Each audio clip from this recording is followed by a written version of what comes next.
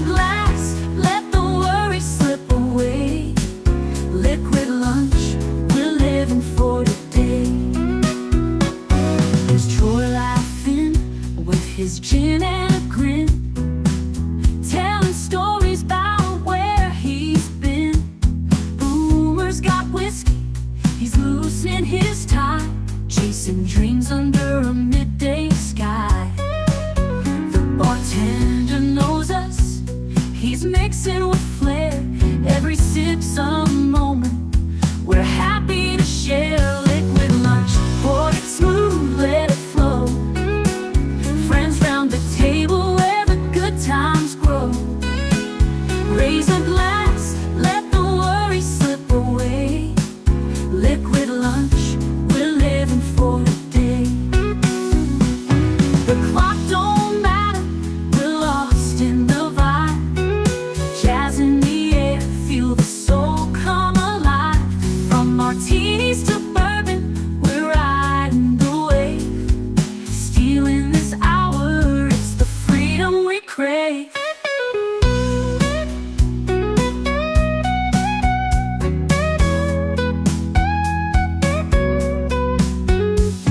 The sun's still shining, but we're in our zone.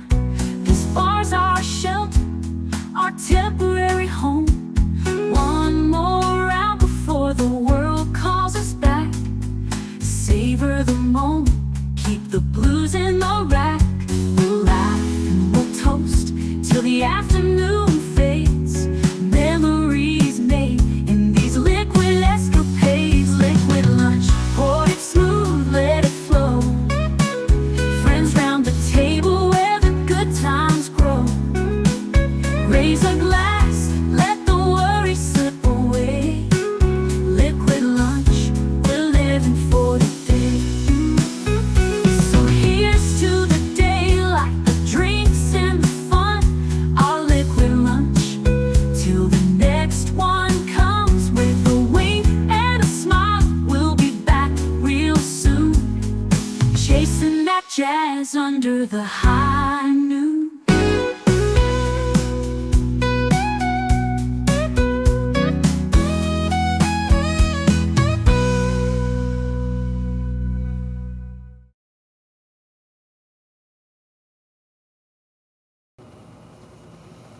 Salute and welcome. Happy Monday. Happy full moon on Monday. And glad you could be here. Looking forward to this. Looking forward to every opportunity I get to hang out with all of y'all. You guys are wonderful. Thank you for coming and sharing your lunch with me today. Please let me know if you can hear me okay. Drop a 5x5 and let me know. And assuming that you can hear me, I'm going to go ahead and start saying hi to everybody, starting with the love of my life, Netter of Netters Network. She says like, share, subscribe, become a member, leave a comment, and maybe even gift a membership. Yes, share this out. Let's get some people in here. Let's get this week started off right. Big Al Presents says, have a great show, Troy. Happy Monday, Liquid Lunchers. Thank you so much, Big Al of Big Al Presents. It was great watching, revisiting the movie Carrie on Saturday with you. Mech paw! Don't stand around sucking on the prune pit. Hit the like button, become a member, and subscribe. Yeah, I'd never heard that saying, sucking on a prune pit. But I guess that could have gone a whole different way, too. Hail and smash the like button and enjoy the show. Yes, please do that thing. Please. Let's see. Okay. Jonathan confirms 5x5. Good. But not too old to raise a butler. Yes, absolutely. Good. Yes. Netta reminds us that we have a members drive going, trying to get to 100 members by the end of the year. $1.99 a month gives members 4 movies a month. Where else are you going to get a deal like that? If you're so inclined, please consider joining at the next level up. Yeah, and speaking of which, tonight is the members only movie night. It's Monday night at the movies for Last Call members. You chose it, and so we will be watching An American Werewolf in London. It is a classic werewolf film from which so much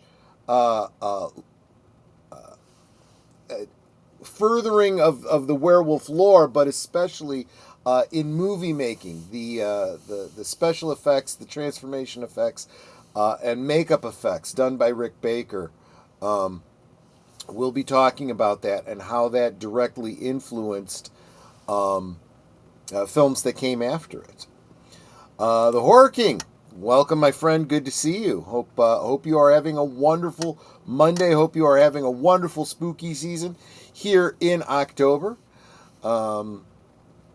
Speaking of which, I've got my my Halloween decorations up. I don't know if you noticed them or not. Of course, I've got the Headless Horseman right here, and let's see, Bela Lugosi, Dracula in his castle, right here.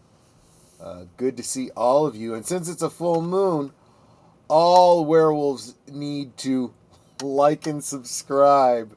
Thank you. Very, very good. Curtis Selby, the Tired Midnight Blogger. Welcome, my friend. Good to see you. Well, without further ado, let's go ahead and get into the topic that I've been thinking about. I've actually been kind of fuming about for about the past week. So I had said back in the lead up to the Superman movie that I would not be watching it. And then Tom Connors over at Midnight's Edge convinced me I needed to give it a try. So I did. And after having said I won't be watching it and this is why, I said, well, I did watch it. And this is why, and this is what I thought. And I felt the same way about the Superman movie that I felt about The Force Awakens. It wasn't great. It wasn't terrible. It was going to require what comes after it.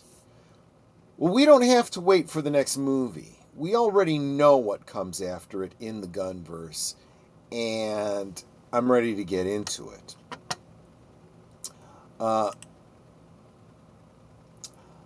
Okay, you're on your way to a doctor's appointment. That's fine. Be safe. Don't worry. You could always catch us on the rewatch.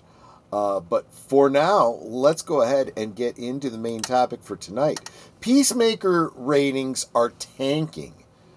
James Gunn's DC experiment is losing viewers and respect.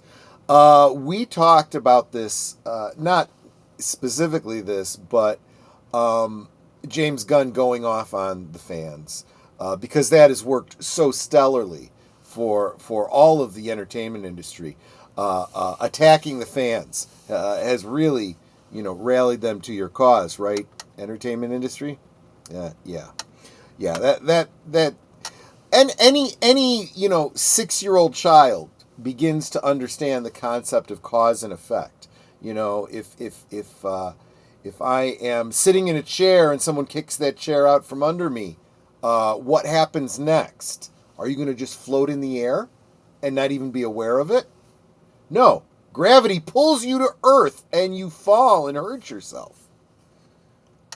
Doesn't take a lot of thinking here. This comes to us from That Park Place, Marvin Montanaro. Marvin the Movie Monster. Check out that channel. And, of course, That Park Place. James Gunn might be calling fans racist, but it turns out audiences are calling him something else entirely. Irrelevant.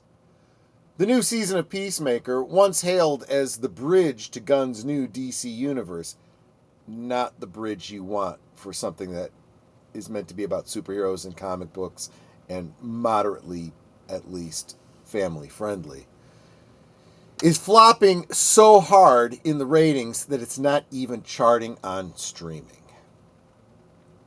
Peacemaker nowhere to be found on Nielsen, according to multiple reports, including data compiled by Nielsen and Samba TV.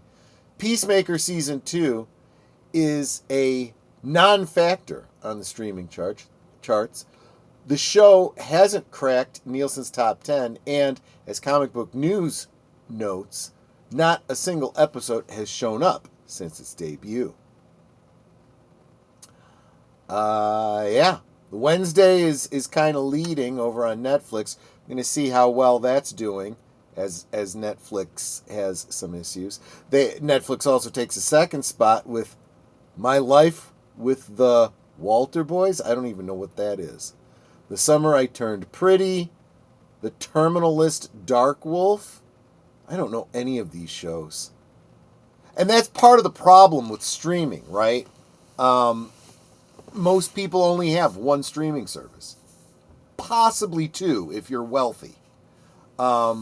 It's not like back in the day when you had 3 networks and, a couple of other, would-be networks like UPN and what was it? Fawkes, UPN, I don't remember what they were.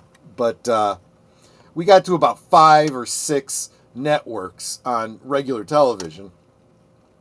No one can afford that many streaming services.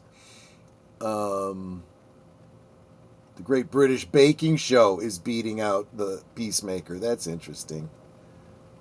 NCIS Tony and Ziva. I didn't even know that was a thing. I should probably look into that. I know we had reported on it for Geeky Geezers, but it fell off my radar because I don't have Paramount TV. Even Samba TV, which tracks viewership across millions of smart TVs, shows the series slipping fast, falling to number 16 among original streaming shows by episode 4. Wow. Okay. That's a massive drop-off for the Warner Brothers Discovery, for what Warner Brothers Discovery was reportedly positioning as the connective tissue between Gunn's Superman film and his new Gods and Monsters slate. Here's the thing.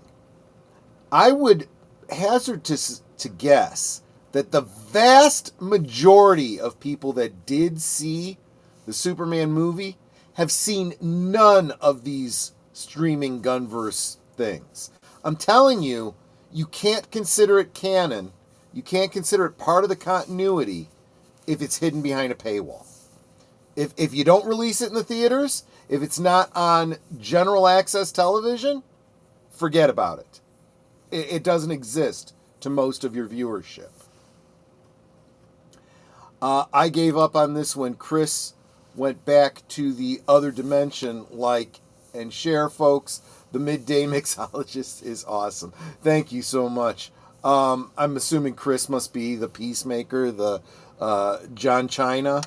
That's the other thing, guys. Everyone seems to forget about that. And I'm going to talk about why that's important, too.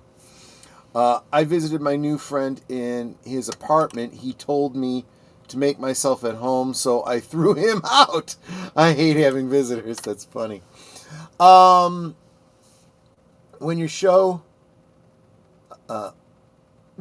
tied directly to your cinematic reboot can't even appear in the same charts as the Great British Baking Show. I made that connection. I haven't even read this article yet. Something has gone seriously wrong. Critics love it. Of course they do, because of the propaganda. Look at it. Look who we got here. We got the friend of the playground and the friend of China. Yeah. Hollywood trades and entertainment blogs have been eager to describe Peacemaker as edgy, bold, and uncompromising.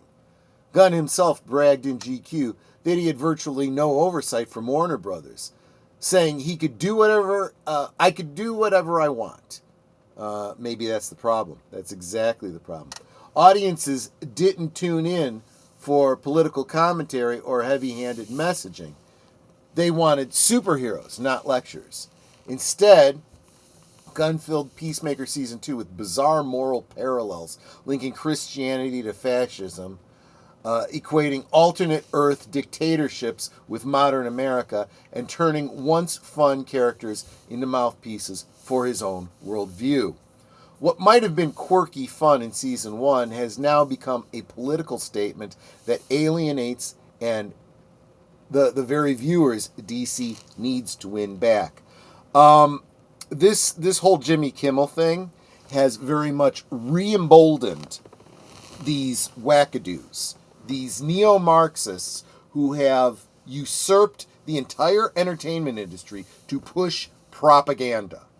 It's funny. They use the tactics of fascism and then call the other side fascists. Accuse your enemy of that which you are doing. The Superman connection backfires. Comic Book News put it bluntly. The logic that Superman would feed Peacemaker simply doesn't add up. Gunn's grand plan was that Superman would funnel audiences into his broader DC universe, starting with the continuation of Peacemaker. First, for that to work, you absolutely need for your movie to be a huge hit that people just want more, want more, want more. And it received lukewarm response at best. So that's not going to do it. Nobody's going to watch Superman and go, I need to subscribe to whatever the streaming services this comes out on. No one's doing that. Gunn's grand plan was that Superman would funnel audiences into his broader DC universe, starting with the continuation of Peacemaker. Instead, viewers didn't follow. Shocker. Shocker. If this was supposed to be the warm-up act to the DC universe's future, the audience just left the theater early. Yeah, the fallout of fan blaming. Like, we haven't seen this play out time and time again. You know, quit putting the milk back when it's chunky and expecting it to be fresh the next day. It's impossible to ignore how this collapse ties into Gunn's own words. When Peacemaker Season 2 started facing backlash online, Gunn didn't respond with humanity or openness. He told GQ, I have a few racists that have called me polarizing, but I'm okay with being polarizing and letting racists fall to the wayside. Well, I can understand that if what you meant is literal, but it's not. The people you call racists are not racists. You keep using that word. I don't think it means what you think it means. You're using it as everyone I don't like. And that's your entire fan base, James Gunn. Your entire fan base that looked at your history, that saw off-color comments about children, right? And said, you know what? We're going to forgive you. We'll give you a chance. We'll overlook those things as you just making bad jokes. And we want to see you succeed. Let's see how you do. And this is how you repaid them all. You're an ungrateful ass, James Gunn. That single quote sums up Hollywood's ongoing fan-blaming playbook. Dismiss critics as bigots, deflect accountability, and double down on arrogance. But that tactic doesn't work forever. Audiences have opinions, and when they feel insulted or misrepresented, they simply walk away. Yeah. I mean, unless you're a complete cuck, and you're like, yeah, punish me more, daddy. Show me more hate. I don't deserve respect. Where does this leave DC? Warner Brothers Discovery has been betting big on James Gunn as both creative architect and brand savior. But after The Flash, Blue Beetle, and Aquaman 2, films that were in production before Gunn took the reins, the company needs a win. Superman was a modest theatrical win, and Peacemaker was supposed to be the TV ratings smash this fledgling universe needed. Superman may have broken even and made a little pocket change. It did not make up for the losses of these movies. And it certainly doesn't even come close to even waving at the losses that were taken throughout the run of the Snyderverse. Instead, they're getting silence. No viewership celebrations, no record-breaking headlines, no marketing victory lap. Just the quiet thud of a once promising property disappearing from the charts. If Peacemaker can't hold attention and ratings now, what happens when audiences are asked to invest in another 10 years of Gunn's DC storytelling? Martin's final thoughts are, for months, James Gunn has presented himself as a fearless, creative, unbound by oversight. But the truth is clear. Audiences are the only oversight that matters. And they've delivered their verdict with the click of a remote. When a franchise can't keep viewers, calling them names won't change the numbers. Well, it might actually. It might drive the last vestiges away. James Gunn wants to call us racist while I call him a enthusiast of the playground. James called The Flash the greatest superhero movie he's ever seen, so putting somebody with that kind of taste in charge of the entire universe spells doom. So it was kind of easy to overlook that comment, because what's he going to say? He has no choice but to, yes, rah, rah, rah. Everything that came before me is good. Don't not see The Flash. Go see The Flash 2. It was good. Go see it. Gun to his head. Pun intended. You know? But then we see what he starts putting out, and we go, maybe he wasn't gun to head. Maybe that really is his opinion, because he's that much of a dumbass. But yeah, so that's the article in a nutshell. We will take a little break so I can refill my glass, and we'll come back on the other side of the promos, and I'm going to break this down with my opinions. Read as Troy Rant. We'll be back in just under 3 minutes. You are watching Liquid Lunch, streaming every weekday at noon Central, 1 p.m. Eastern. Let's sip together.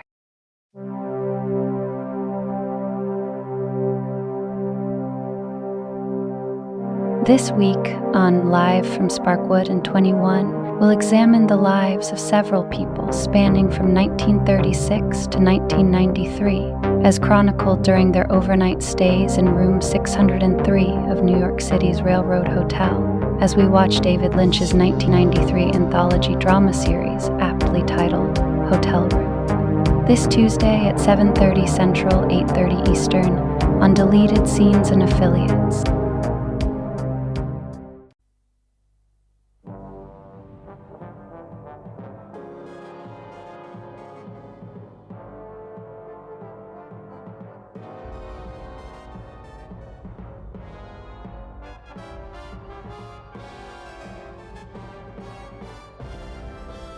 Avon must take drastic action to save the crew, with Scorpio trapped by the atmosphere of the green planet Vern, and Tarrant and Servalan stranded together on the planet's surface, held captive by vampire Sand. This week on Last Call presents Blake's 7, 10 p.m. Central, 11 Eastern. This Thursday night, Netters Network welcomes back returning friend of the channel, the enigmatic and mysterious Christoph of the Vagrancy Horror. He's going to update us on what's new on his channel since we last talked to him and find out what he's got coming up. That's this Thursday night at 9 Central, 10 Eastern on Netters Network.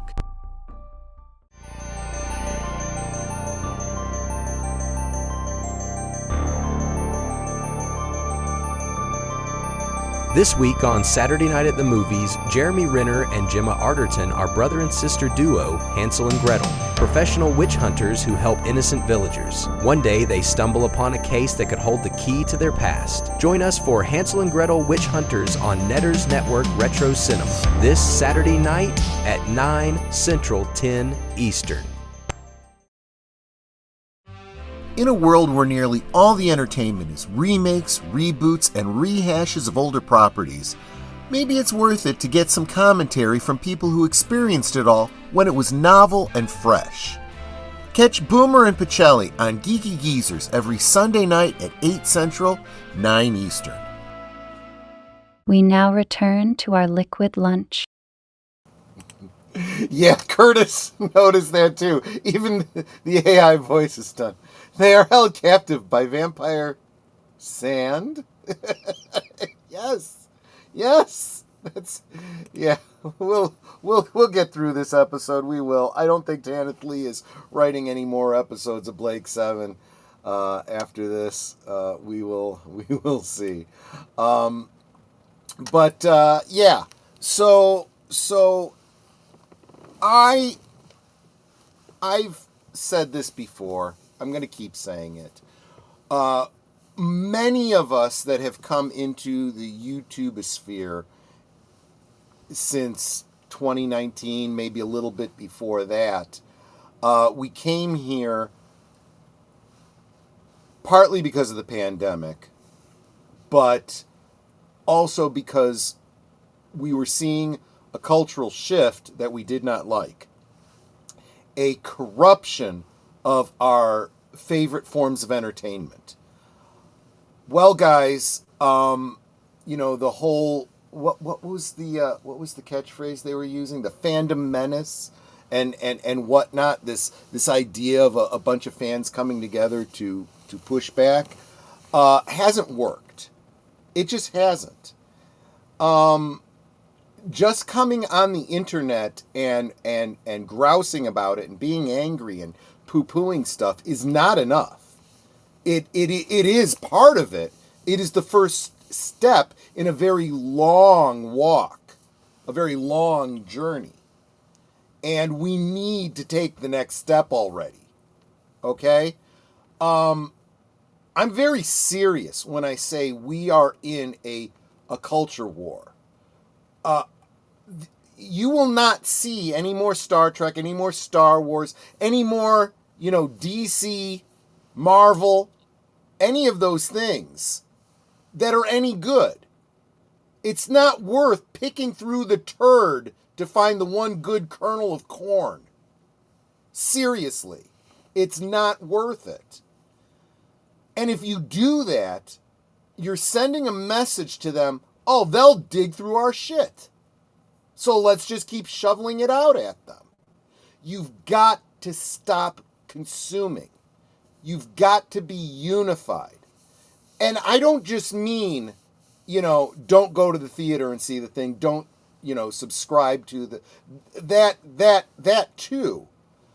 But even if you're taking to the high seas to watch this stuff and you're going, well, they're not getting my money. They know about that. They know it, at least that enough people are pirating it that there's interest in it. You're still sending that message to them. You're still shoveling through their shit. And if you're talking about it on your channels, whether it's what I'm doing here ranting about it, or you're doing reviews of it, shovel the popcorn in. Well, I just want to enjoy stuff. Just let me enjoy it. I'm not supporting them. It doesn't help them. It does. You are their free marketing is what you're doing. You are contributing to this. And when you see what they're doing by denigrating Christianity, how can you call yourself a Christian and go, I just want to enjoy it? Yeah, tell that to Jesus. When Jesus says, will you stand up for me? Nope, I'm going to shovel the popcorn in, and I'm going to keep watching the show. Well, okay then. Okay, that's fine. Even if you're not a Christian, do you think that's right to do to a group of people? What was the old saying? When they came for the this group of people, I didn't say anything because I wasn't that group of people. And then when they came for this group and that group, I didn't say anything. But then there was no one left when they came for me. See, this is the thing that you have to understand, and we've been talking about with the cancel culture. You may not like this group or that group, so you think it's okay. But just remember, you could be the group that they come for next. Guys, we really do need to take back the culture in a radical way. And I really mean we need to shut this stuff down. Call it out. Call out the evil that we're seeing, but not contribute to it. Yes, thank you so much for $2. Nate says, preach, brother. Troy, preach. Reject all garbage. Exactly right. Who cares about vampire sand? I'd pay a fortune to get stranded on a planet with Servalan. Do you want Servalan in a quicksand sort of fetishy kind of thing? Probably. You probably would. And I love what Martin Montanaro said in that last article where he was saying the only oversight is the audience. If there is zero audience, that's the oversight. That tells them they've screwed up again. They are not getting the message because, unfortunately, people keep going and watching for review purposes or to complain about it or the hate watching, talking about it on the interwebs. Remember, that engagement is good for them too. They know their message is reaching people, even if it's being received negatively. And their money does not come from you. It does not come from subscriptions. It doesn't come from theater tickets. It comes from non-government agencies, non-government organizations that are paying them billions with a B of dollars to push neo-Marxism. Look at what's happening in Chicago and Portland and New York, New Jersey. It's a literal insurrection. They called January 7th an insurrection, right? That was theater. That was just theater. What happened to Charlie Kirk? What's now happening to police officers and federal troops, in our cities? That's insurrection. That is the literal attempt to overthrow our government. And they've been doing this in the entertainment industry. This is how they corrupt people. This is how they recruit. You look and you go, these people are crazy. These people are stupid. They are brainwashed. Yes, they are. And this is the stuff that's doing it. And you've been supporting it for decades. And I'm telling you to stop it. Don't know if it's true, but I heard Disney has changed its mind and is putting out another season of Acolyte. Don't know. Don't care. It's been on the front line of that culture war. Oh, I've been on the front line of that culture war. It's emotionally draining and stressful, as well as infuriating to deal with. But consider the alternative. If you do nothing, it's going to get worse. It is especially when police are told not to respond to 911 calls for assistance by other law enforcement. Yeah, it's getting bad out there. But here is the white pill. Here is the little ray of hope. Cancel Netflix hits stock harder than cancel Disney Plus and the Kimmel controversy. Wall Street reveals which boycotts actually matter. Don't let anyone tell you boycotts don't work. Keeping in mind, organizing a boycott requires a kind of meme momentum, right? It's got to be you feel strongly enough about it to not support it, to get the message out to others why you feel so strongly, to hopefully get them feeling strongly enough to join you. Humanity, trying to get groups of people to do things together is like herding cats, right? But I'll tell you, you could very easily herd cats if they are all 100% motivated to do the thing you're trying to get them to do.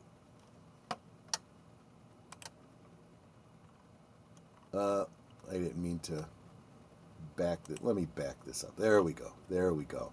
The canceled Netflix campaign has only been active for a few days, but 2 days ago it was the #1 trending hashtag on X. But Wall Street is already telling the story loud and clear through stock prices. Fueled by Elon Musk and conservative influencers on X, the moment is cutting into Netflix's valuation at a pace that should terrify Hollywood. By contrast, Disney's own recent cancellation drama involving Jimmy Kimmel barely made a ripple in the financial markets. And that is just flat out wrong. The people that started to grow a backbone lost it instantly. It's absolutely ridiculous. You, the viewers, need to boycott ABC, Disney, and any affiliates that are carrying them. It is important. Don't think that I could just watch this one show. I can catch The View today. No one's going to notice. No one's going to care. You are part of the problem if you do that. The comparison offers a stark reminder that not all boycotts are created equal. Progressive outrage campaigns often dominate headlines, but rarely move the needle in shareholder value. Conservative-led campaigns, on the other hand, have left behind a trail of broken brands, sinking sales, and massive market losses. Yeah, think about that. Cracker Barrel, Gillette, Bud Light. What was the Italian car company? Was it Lamborghini? No, Jaguar. Oh, that's not Italian. That's I have no idea what that is. The comparison offers a stark reminder. Oh yeah, I just said that. According to reports from Anadolu and other financial outlets, Netflix lost more than $15 billion in market capitalization within just 36 hours of the canceled Netflix campaign kicking off.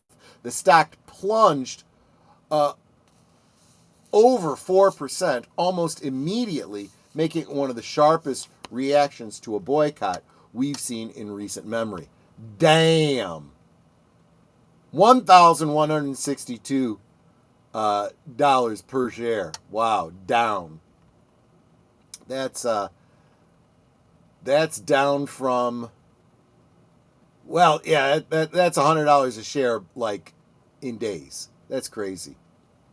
As of October 3rd, Netflix was trading around $1.162 was trading around $1.162, down more than 0.7% intraday and still under downward pressure. Investors have taken notice. Netflix may still be a giant with a nearly 300 million subscribers, but Wall Street doesn't ignore sudden momentum shifts, especially when they threaten recurring revenue streams that underpin the stock's long-term strength. That's a great point. It's not just about what people are doing today. It's the fact that when these people leave, that means next month and the month after and the month after, they're not renewing their subscriptions.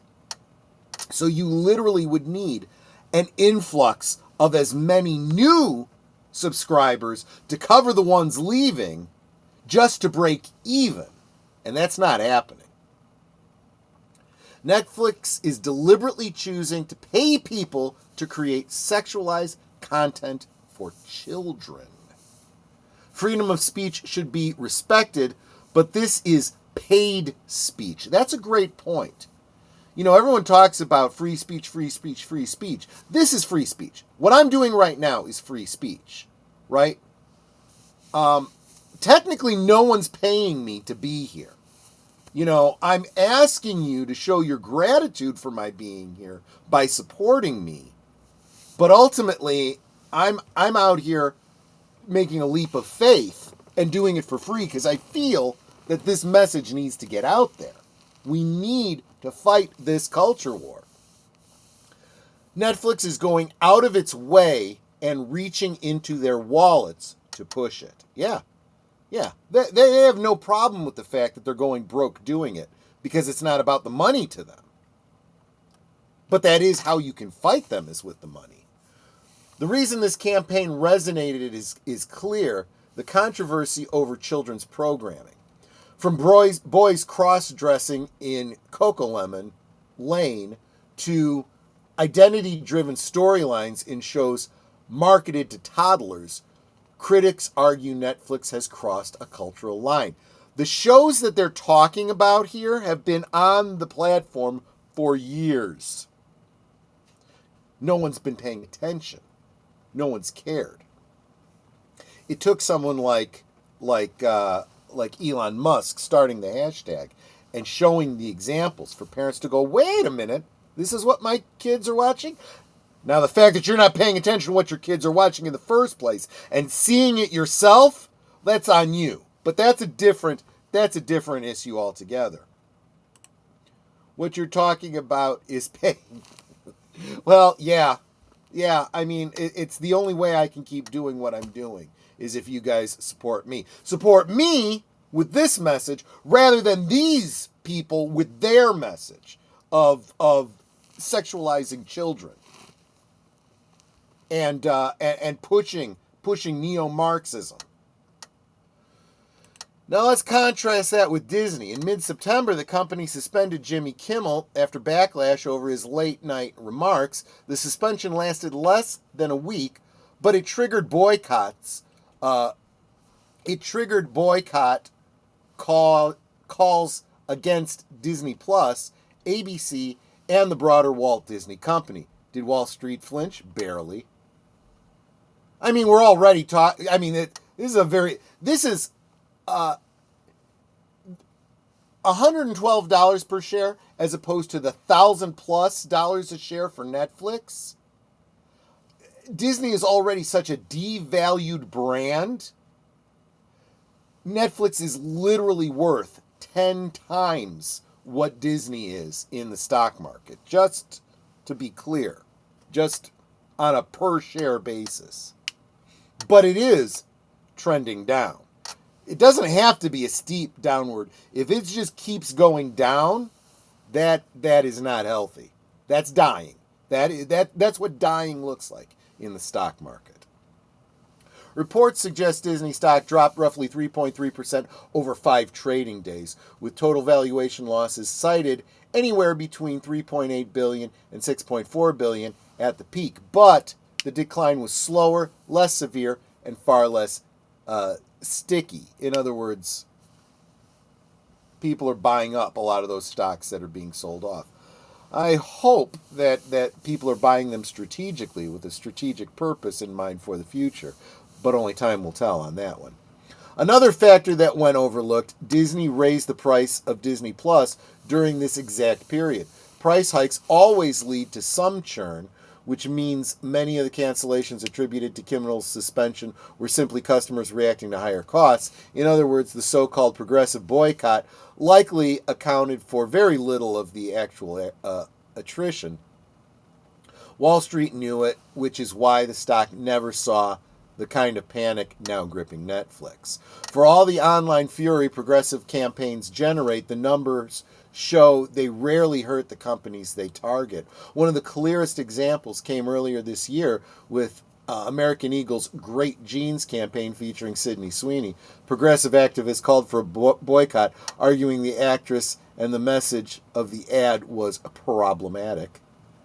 Yeah, that's a problem. That's a terrible, terrible, terrible. What was I saying? The result? Sales surged. The boycott of progressives, but the sales still went up. Yeah. American Eagle stock and brand recognition only benefited from the increased attention. What was billed as a consumer revolt turned into a marketing win. The same dynamic played out with Disney's Kimmel suspension. Social media might have been noisy, but the hard data shows that progressive outrage failed to dent Disney's finances in any meaningful way. In fact, I would say there was probably as many conservatives canceling Disney as progressives at that point.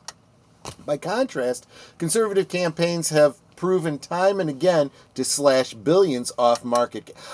One thing that's not mentioned here, though, keep in mind, again, Disney did reinstate Kimmel.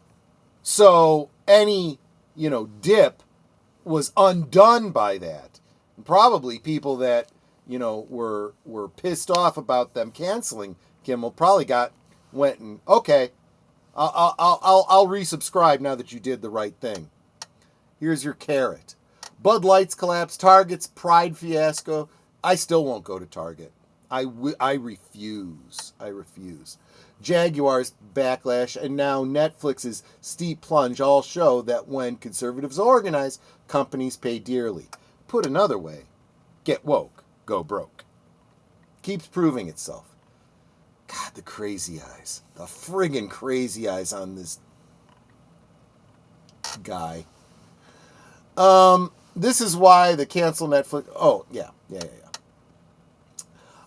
Stock market tells the story. Yes, we know that. Coco Melon, the cross-dressing boy.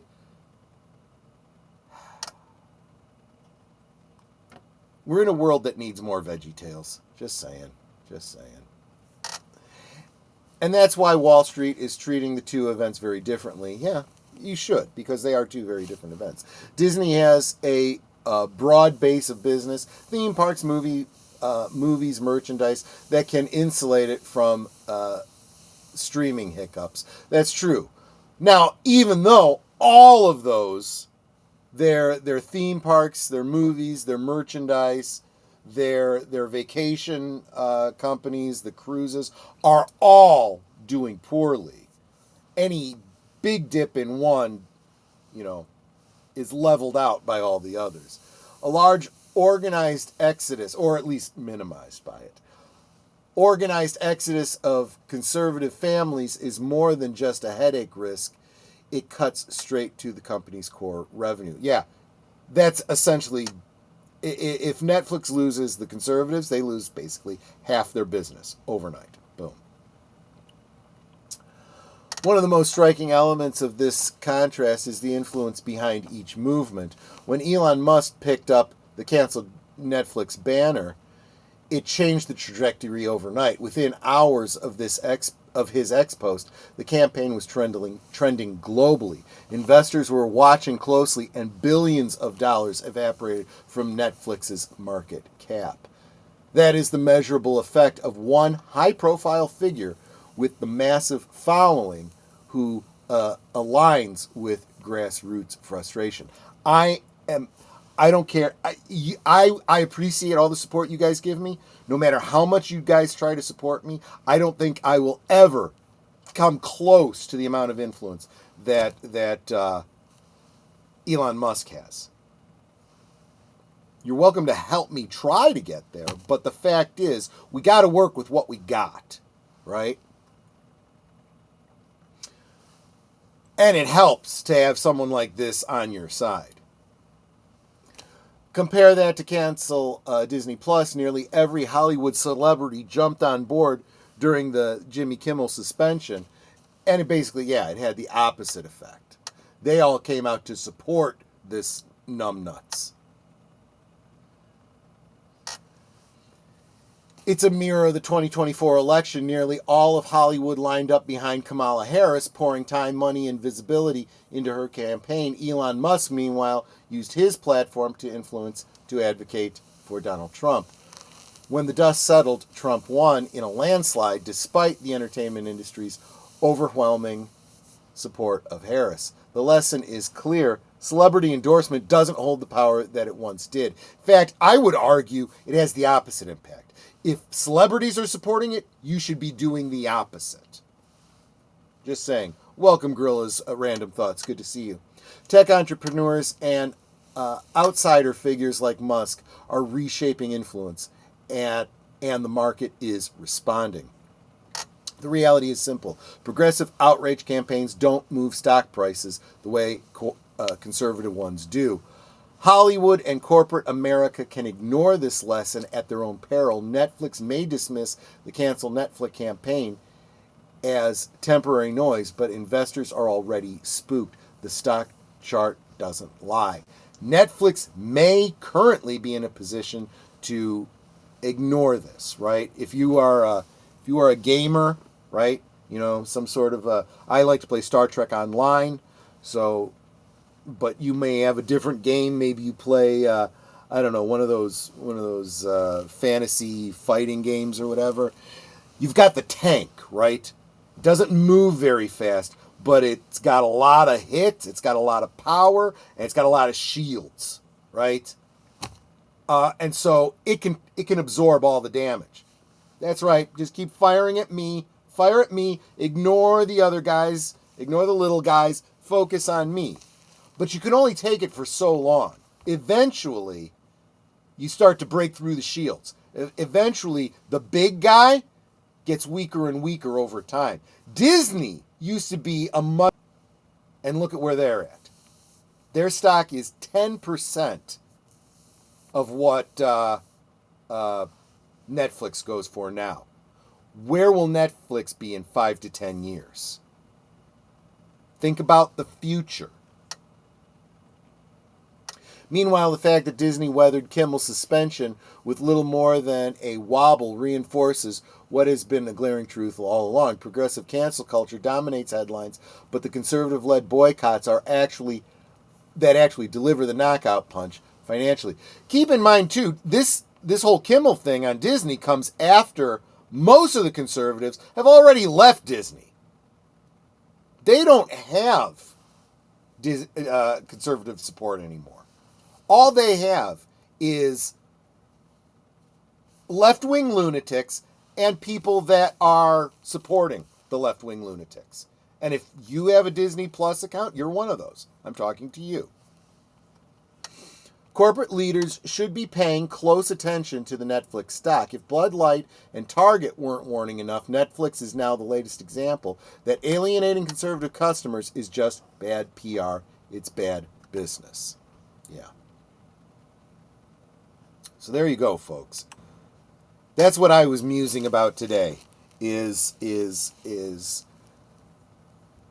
how crucial every single one of you is in not supporting, withholding your support in every way from the social vandals that are destroying everything you love.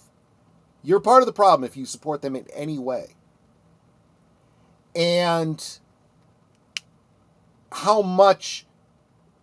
Imagine if you took all of the money that you would be putting into Netflix, into Disney Plus, and started putting it into the streamers, the independent voices that you support.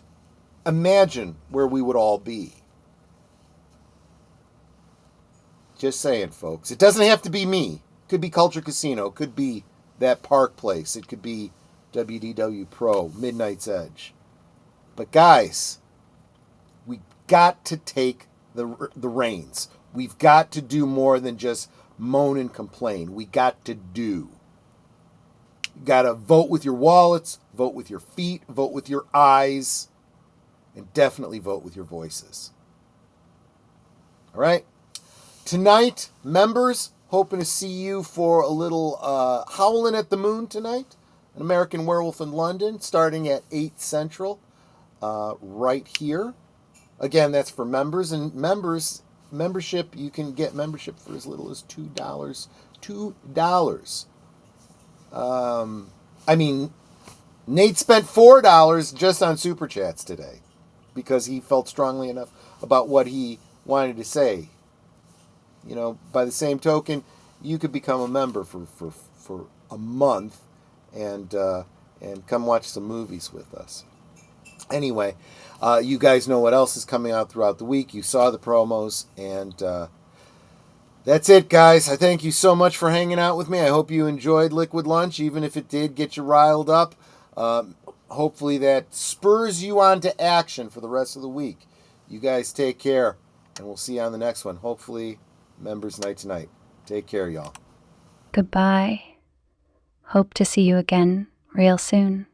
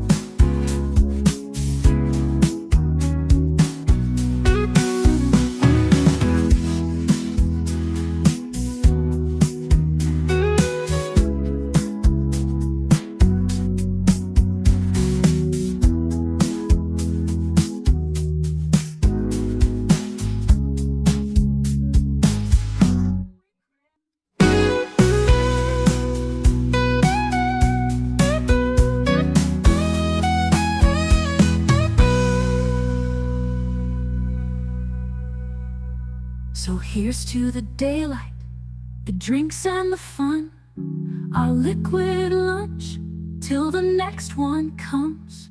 With a wink and a smile, we'll be back real soon, chasing that jazz under the high noon.